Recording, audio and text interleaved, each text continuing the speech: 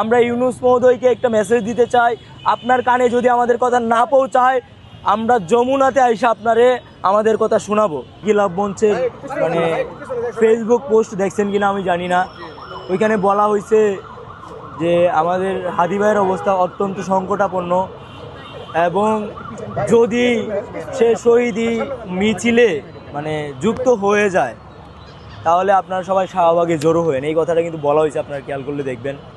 তো আমরা এখনও জানি না আমাদের হাদি ভাই আসলে আমাদের মধ্যে আছে কিনা নাই, আমরা এটা আসলে ক্লিয়ার কোনো মেসেজ আমরা পাচ্ছি না। তো যদি আমাদের হাদি ভাই আমাদের মাঝে আর ফিরে না আসে তাহলে আসলে মানে কারও কিচ্ছু আসে যায় না, শুধু হাদি ভাইয়ের পরিবারের আমরা যারা তার সহযোদ্ধা ছিলাম মানে আমরাই হয়তো বা একটু কাঁদবো, তার পরিবার সাফার করবে। এদেশের রাজনীতিবিদরা আপনারা দেখছেন যুগের পর যুগ বছরের পর বছর বিপ্লবীদের লাশ নিয়ে রাজনীতি করে। এদেশের বিপ্লবীরা দেখবেন যে একটা সময় গিয়ে মানে এরকম পরিস্থিতিরই শিকার হয়, বিপ্লবীদেরকে বাঁচতে দেওয়া হয় না।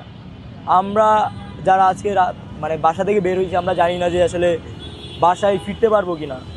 তো আপনারা দেখেছেন বিগত অনেক সময় আমরা এই স্বরাষ্ট্র উপদেষ্টার বিরুদ্ধে আমরা বিভিন্ন প্রতিবাদ করেছি, আমরা বিভিন্ন কথা বলেছি, কিন্তু এই স্বরাষ্ট্র উপদেষ্টা মানে তার জায়গা থেকে সে শুধরাইতে পারে নাই এবং বোল্ড কোনো পদক্ষেপ নিতে পারে নাই। ডেভিল হান্ট করেছিল, মানে কি জানি ওই ডেভিল হান্ট 1 না অপারেশন কি একটা চালু করছিল, এরপরে আবার দেখলাম যে এইটাকে ঢাকার জন্য সে আবার ডেভিল হান্ট 2 পরিচালনা করছে। তার লাভটা কি আসলে? সন্ত্রাসীরা তো তাদের মতো করে হামলা করতেছে। আজকে সকালে আমাদের একজন বোন সে সুইসাইড করেছে, তাকে গত 1 মাস যাবৎ বিভিন্নভাবে সাইবার বুলিং করা হচ্ছে, স্লাটশিমিং করা হচ্ছে, বিভিন্ন ফোন নাম্বার থেকে কল দিয়ে হুমকি দামকি দেওয়া হচ্ছে। ইভেন সে প্রশাসনের কাছে গিয়েছে, পুলিশের কাছে গেছে, কিন্তু পুলিশ কোনো নিরাপত্তা দিতে পারে নাই, কোনো সলিউশন দিতে পারে নাই। শেষ পর্যন্ত সে মানে তার মৃত্যু হয়েছে। আমরা জানি না এটা আত্মহত্যা নাকি খুন, যেখানে রাষ্ট্র আমাদের একজন বোনকে নিরাপত্তা দিতে ব্যর্থ হয়েছে। আমরা মনে করি এটা রাষ্ট্রের ব্যর্থতা এবং এটা রাষ্ট্র কর্তৃক একটা খুন। তো আমরা আমাদের জায়গা থেকে পরিষ্কারভাবে বলতে চাই যে এই ব্যর্থ স্বরাষ্ট্র উপদেষ্টাকে অনতিবিলম্বে তার ব্যর্থতার দায় নিয়ে পদত্যাগ করতে হবে।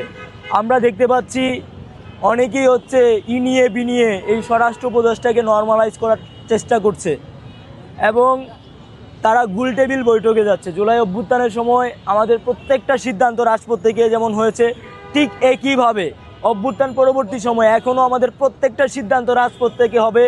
গোলটেবিলে আমাদের কোনো সিদ্ধান্ত হবে না, সচিবালয়ে আমাদের কোনো সিদ্ধান্ত হবে না। আমরা তাই স্পষ্ট করে একটা বার্তা দিতে চাই, যারা এই মানে ষড়যন্ত্রে যুক্ত হচ্ছেন আপনারা দয়া করে আমাদের সাথে আসেন, মিছিলে আসেন, এই দেশের মানুষের নিরাপত্তা নিশ্চিতে ভূমিকা রাখেন। কেউ আপনারা এই ব্যর্থ স্বরাষ্ট্র উপদেষ্টাকে নর্মালাইজ করার এই ষড়যন্ত্রে লিপ্ত হয়েন না।